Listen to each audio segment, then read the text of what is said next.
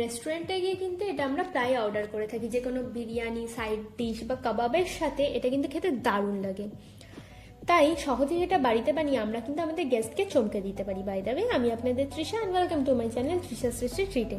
আর আজকে আমি বানাবো রেস্টুরেন্ট স্টাইলে 2 রকমের লাচ্ছা পেঁয়াজের রেসিপি। প্রথমে আমি বানাচ্ছি তিখা চটপটা লাচ্ছা পেঁয়াজ, আর সেকেন্ড আমি বানাবো চাটনি লাচ্ছা পেঁয়াজ। তো চলুন শুরু করা যাক। লাচ্ছা পেঁয়াজ বানানোর জন্য প্রথমে আমি এখানে 4টে পেঁয়াজ নিয়ে নিচ্ছি। এবার আমি একটা কেটে দেখাচ্ছি ঠিক এটা কিভাবে কাটতে হবে। দেখুন, এইভাবে সরু সরু করে কেটে নিতে হবে। আচ্ছা, আমি এখানে কিন্তু 2 ধরনের লাচ্ছা পেঁয়াজ বানাবো, তাই জন্য 4টে পেঁয়াজ নিয়ে নিয়েছি।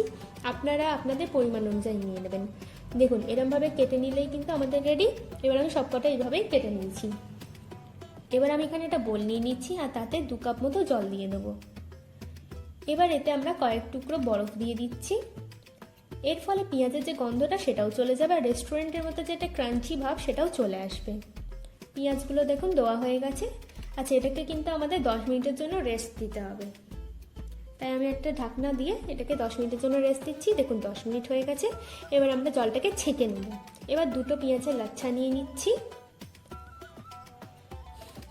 আর তাতে 1 চামচ মতো জিরে গুঁড়ো, 1 চামচ মতো কাশ্মীরি লাল লঙ্কার গুঁড়ো, নুন স্বাদ মতো, বিট নুন দিয়ে দিচ্ছি স্বাদ মতো, 1 চামচ মতো চাট মশলা দিয়ে দেবো, আর হাফ লেবুর রস দিয়ে দেবো।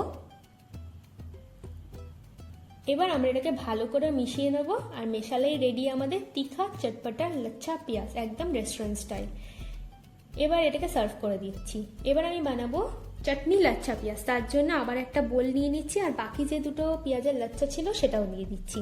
এবার এতে 2 চামচ মতো ধনে পাতার চাটনি দিয়ে দিচ্ছি, হাফ চামচ মতো ধনে গুঁড়ো দেবো, স্বাদ মতো নুন দিয়ে দিচ্ছি, স্বাদ মতো বিট নুন দিয়ে দিচ্ছি, হাফ চামচ চাট মশলা দিয়ে দেবো, আর 1 চামচ মতো সর্ষের তেল দিয়ে দেবো। দিয়ে এবার ভালো করে আমরা এটাকে মেশালেই কিন্তু চাটনি লাচ্ছা পেঁয়াজ একদম রেডি। আচ্ছা, আপনারা যদি আমার ওই ধনেপাতার চাটনির রেসিপিটি চান, তাহলে আমি এই ভিডিওর ডেসক্রিপশন বক্সে লিঙ্ক দিয়ে দেবো, আপনারা ক্লিক করে দেখে নেবেন। দেখুন, এবার আমরা এটাকে সার্ভ করে দেবো। আমার ভিডিওটা যদি আপনাদের ভালো লেগে থাকে তাহলে প্লিজ একটি লাইক করবেন, আর প্রচুর প্রচুর শেয়ার করবেন, আর এরকম আরও ভিডিও পেতে আমার চ্যানেলটিকে সাবস্ক্রাইব করবেন। নমস্কার।